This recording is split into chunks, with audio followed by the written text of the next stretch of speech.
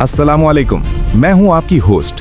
क्या आप जानते हैं कि मुस्तकबिल में ये रोटी और ये सेब शायद अजायब घर में यानी म्यूजियम में रखे हों? आज द नेक्स्ट वर्ल्ड में हम बात करेंगे उस दुनिया की जहां किचन की जगह लेबोरेटरी ले लेगी, बिरयानी की जगह नीला कैप्सूल मिलेगा और खाना पकेगा नहीं बल्कि 3D मशीन से प्रिंट होगा। तरक्की या तबाही, क्या हमारा मैदा इस बदलाव के लिए तैयार है? और उन करोड़ा जानवरों का क्या होगा जिन्हें अब कोई नहीं पालेगा? सब कुछ जानेंगे आज की इस छोटी सी मगर हैरानकुन वीडियो में।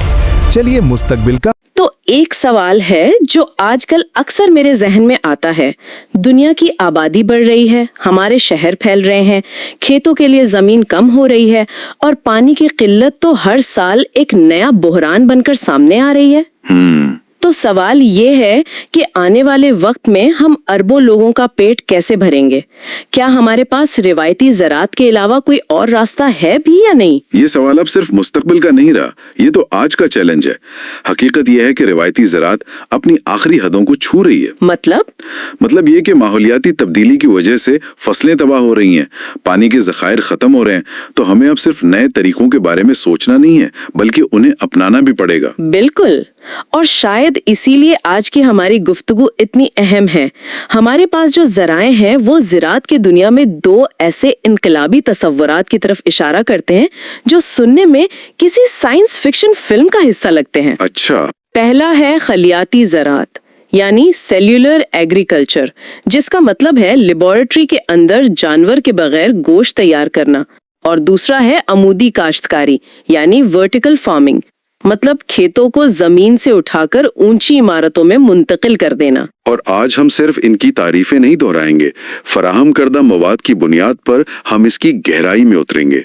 ये समझने की कोशिश करेंगे कि ये टेक्नोलॉजीज काम कैसे करती हैं, इनके पीछे की साइंस क्या है, उनके असल फायदे क्या हैं और इससे भी बढ़कर वो चैलेंजेस क्या हैं जो इन्हें आम होने से रोक रहे हैं।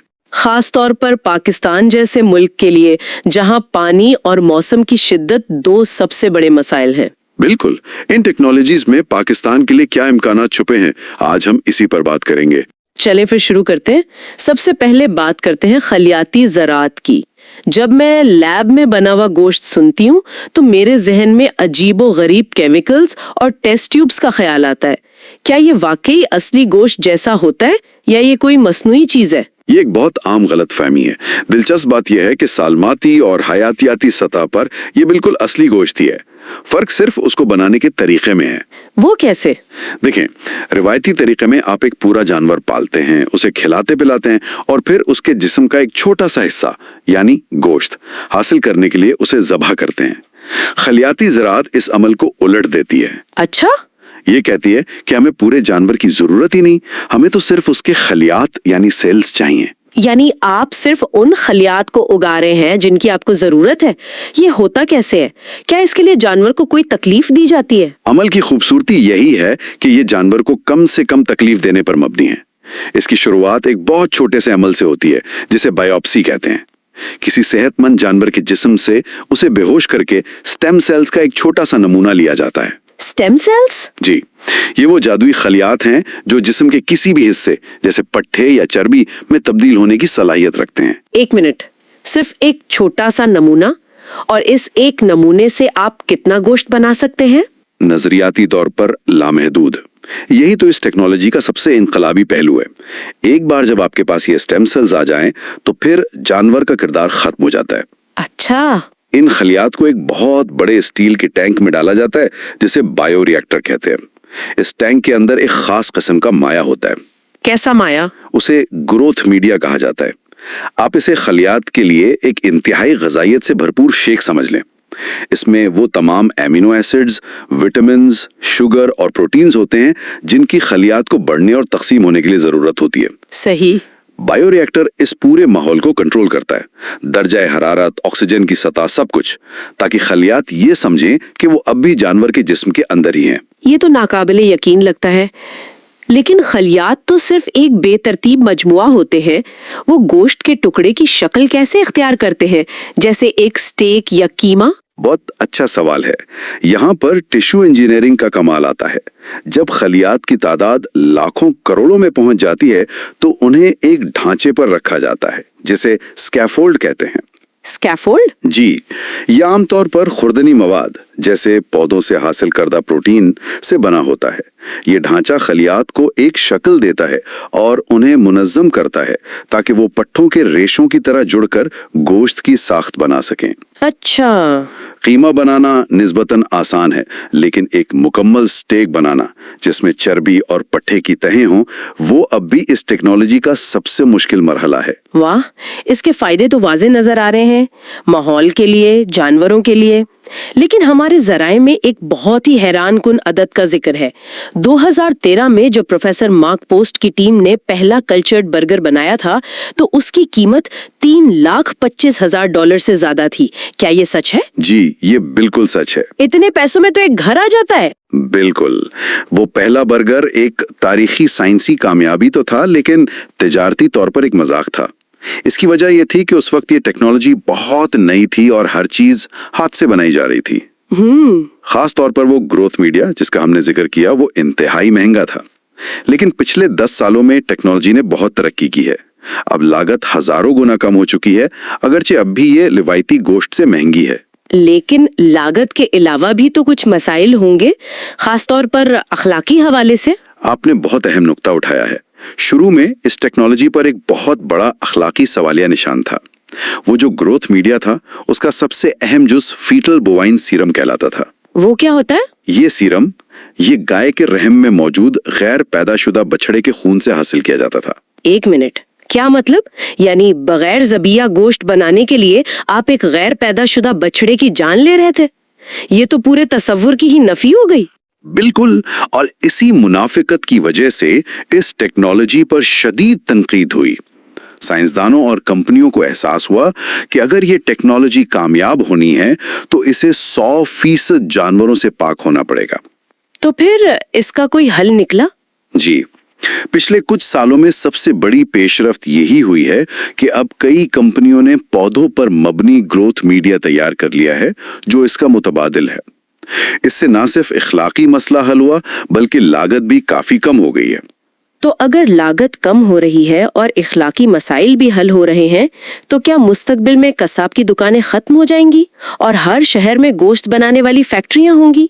लेकिन इसका हमारे किसानों पर क्या असर पड़ेगा? पाकिस्तान जैसे मुल्क में तो लाखों लोगों का रोजगार मवेशियों से जुड़ा है। जी, ये इस पूरी बहस का सबसे पेचीदा सवाल है।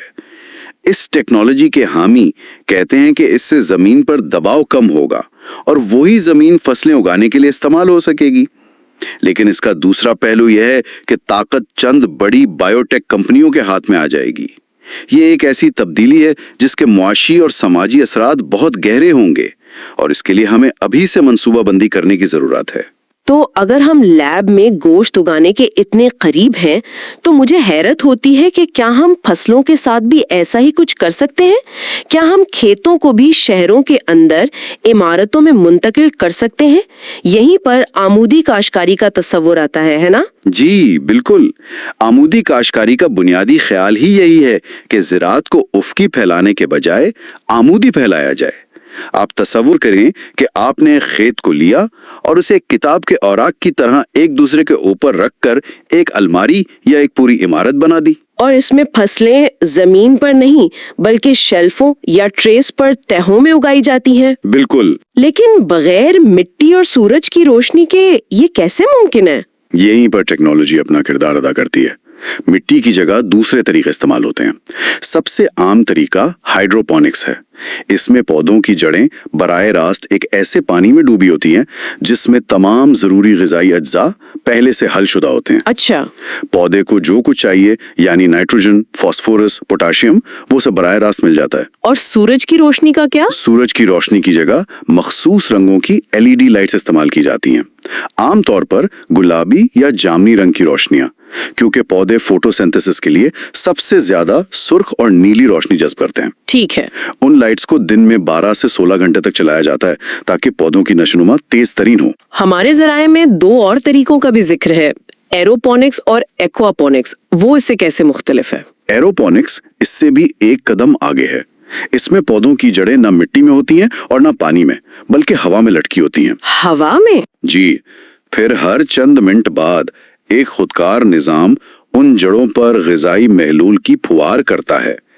नासा ने ये टेक्नोलॉजी खला में पौधे उगाने के लिए तैयार की थी, क्योंकि इसमें पानी का इस्तेमाल हाइड्रोपोनिक्स से भी कम होता है। और एकोपोनिक्स, वो तो एक मुकम्मल माहौलियाती निजाम की तरह लगता है। बिल्कुल, इकोपोनिक्स दो चीजों का इम्तिजाज है, एक्वाकल्चर यानी मछली पालना और हाइड्रोपोनिक्स। अच्छा। इसमें एक बड़े टैंक में मछलियां पाली जाती हैं। मछलियों का फजला पानी में अमोनिया की शक्ल में शामिल होता है। इस पानी को एक पंप के जरिए पौधों तक पहुंचाया जाता है। सही। पौधों की जड़ों में मौजूद बैक्टीरिया उस अमोनिया को नाइट्रेट में तब्दील कर देते हैं, जो पौधों के लिए बेहतरीन खाद है। पौधे इस खाद को जज्ब कर लेते हैं और इस अमल में पानी कुदरती तौर पर फिल्टर होकर साफ हो जाता है। यही साफ पानी वापस मछलियों के टैंक में चला जाता है। ये एक खुद कफील निजाम है। इस टेक्नोलॉजी के जो आदादो शुमार फराहम किए गए हैं वो वाकई दिमाग को चक्कर दे देते हैं। एक जगह लिखा है कि रिवायती खेती के मुकाबले में 10 गुना ज्यादा पैदावार हासिल की जा सकती है। लेकिन जो बात मुझे सबसे ज्यादा हैरान कर रही है वो है पानी की बचत। 90 से 97% तक कम पानी का इस्तेमाल। जी। पाकिस्तान जैसे मुल्क के लिए जहां पानी सोने से ज्यादा कीमती होता जा रहा है, ये तो एक मौजज़े जैसा लगता है ना? ये इसका सबसे बड़ा फायदा है, क्योंकि पानी जाया नहीं होता, वो बार बार रिसाइकल होता है। और दूसरा बड़ा फायदा ये है कि आप मौसम के रहमो करम पर नहीं रहते। ठीक है। बाहर सैलाब हो, खुशसाली हो या शदीद गर्मी, इमारत के अंदर माहौल मुकम्मल तौर पर आपके कंट्रोल में होता है। इसका मतलब है कि आप साल के 365 दिन 24 घंटे फसल उगा सकते हैं और कीड़े मार अद्वियात की भी जरूरत नहीं पड़ती, क्योंकि ये एक बंद निजाम होता है। तो अगर ये टेक्नोलॉजी इतनी शानदार है तो पाकिस्तान की हर बड़ी इमारत की छत पर एक वर्टिकल फार्म क्यों नहीं है? यहाँ इस पर कोई काम हुआ है? जी हाँ, काम हुआ है और हमारे जराए में इसके नताइज की दो बहुत ही मुतजाद कहानियां मौजूद हैं। एक मुकम्मल नाकामी की दास्तान है और दूसरी एक मोहतात कामयाबी की। अच्छा। उन दोनों का मुवाजना करने से असल तस्वीर वाजे होती है। चले पहले नाकामी की बात करते हैं। ये कहाँ हुआ और इतनी अच्छी टेक्नोलॉजी नाकाम क्यों हो गई? ये 2018 की बात है। कलर कहार के इलाके में एक बहुत बड़ा मंसूबा शुरू किया गया था।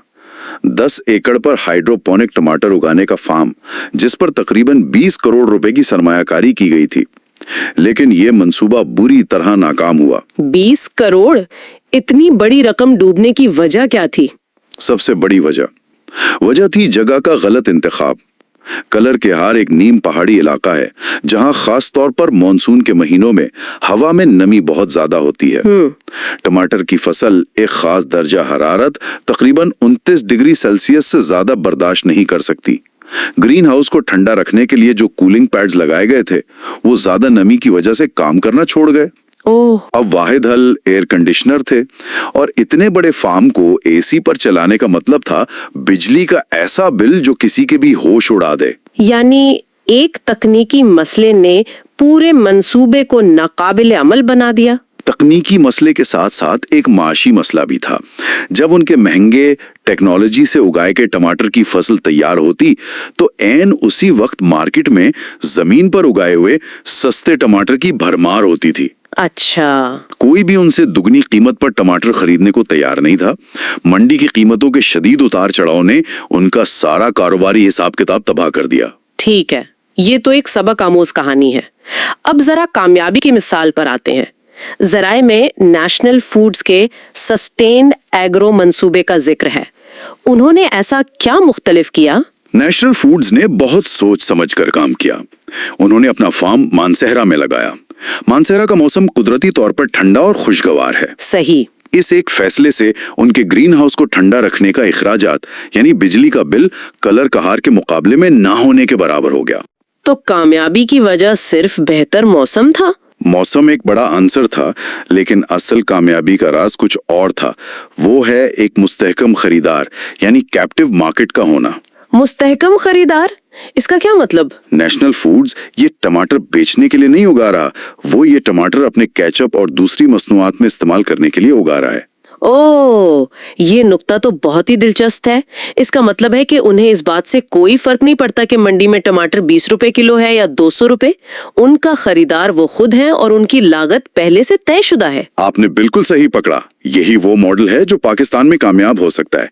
इन्हें मार्केट के उतार चढ़ाव से कोई सरोकार नहीं, इन्हें सिर्फ एक मुस्तहकम और मेयारी पैदावार चाहिए जो ये टेक्नोलॉजी इन्हें फराहम करती है। और वो दरामदशुदा टमाटर पेस्ट पर इन्हिसार खत्म करना चाहते होंगे। बिल्कुल, ये इसका बेहतरीन हल है। तो अगर हम इन दोनों मिसालों से सीखें तो पाकिस्तान में इस टेक्नोलॉजी को अपनाने में असल रुकावटें क्या हैं? पहली तो बहुत ज्यादा इब्तदाई लागत होगी। 20 करोड़ कोई छोटी रकम नहीं। जी, सबसे बड़ी रुकावट इब्तदाई सरमायाकारी ही है।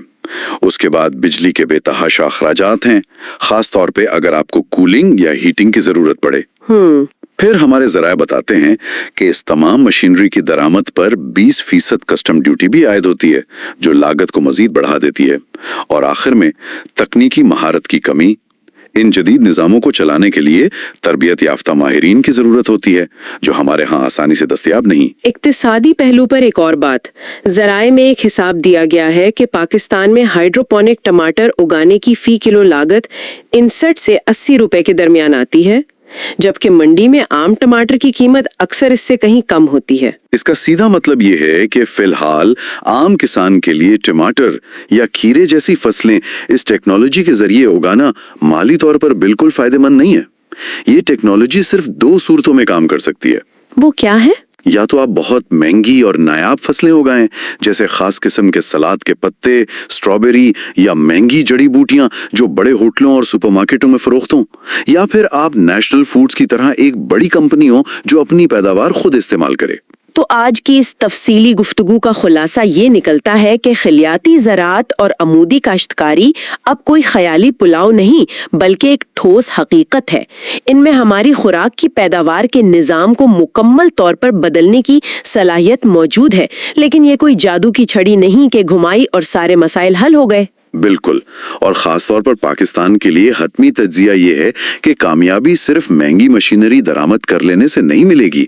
उसके लिए एक मुकम्मल माहौल, एक इकोसिस्टम बनाना पड़ेगा। ठीक है। हुकूमत को आगे बढ़कर कस्टम ड्यूटी खत्म करनी होगी, बिजली पर सब्सिडी देनी होगी ताकि इब्तदाई लागत कम हो। यूनिवर्सिटियों और तहकीकी इदारों को मकामी मौसम और हालात के मुताबिक इस टेक्नोलॉजी को ढालने पर काम करना होगा, और सबसे बढ़कर किसानों को एक मुस्तहकम मार्केट फराहम करनी होगी ताकि उनकी सरमायाकारी महफूज रहे। ठीक है, और इसके साथ ही हम अपने सुनने वालों के लिए एक हतमी सवाल छोड़कर जाते हैं जिस पर वो खुद गौर कर सकते हैं। जैसे जैसे ये टेक्नोलॉजी सस्ती और आम होती जाएंगी, असल सवाल ये नहीं होगा कि क्या हम लेबोरेटरियों और फलक बोस इमारतों में खुराक उगा सकते हैं या नहीं, क्योंकि ये तो हम कर ही लेंगे। असल सवाल ये होगा कि खुराक के इस नए और ताकतवर निजाम को कंट्रोल कौन करेगा। क्या इससे मकामी किसानों और छोटे काश्तकारों को फायदा होगा, या ये ताकत भी चंद गिनी चुनी आलमी कॉरपोरेशंस के हाथ में चली जाएगी जो ये फैसला करेंगी कि हम क्या खाएंगे और किस कीमत पर। तो दोस्तों, क्या आप इस कैप्सूल वाली दुनिया में रहने के लिए तैयार हैं, या आपको आज की सादा जिंदगी ही पसंद है? कमेंट्स में अपनी राय जरूर लिखिएगा। अगर वीडियो पसंद आई तो इसे लाइक करें और द नेक्स्ट वर्ल्ड को अभी सब्सक्राइब कर लें, क्योंकि हम आपको वक्त से पहले मुस्तकबिल की सैर करवाते हैं। अगली किस्त का धमाकेदार टीजर, होलोग्राम और रोबोट्स। अगली बार हम कदम रखेंगे मुस्तकबिल के स्कूलों में। जरा सोचिए, एक ऐसा स्कूल जहां ना भारी बस्ते होंगे, न कोई टीचर, बस एक बटन दबाएंगे और इल्म आपके दिमाग में डाउनलोड हो जाएगा। क्या ये बच्चों के लिए जन्नत होगी या एक नई कैद? जानने के लिए अगली एपिसोड का इंतजार करें।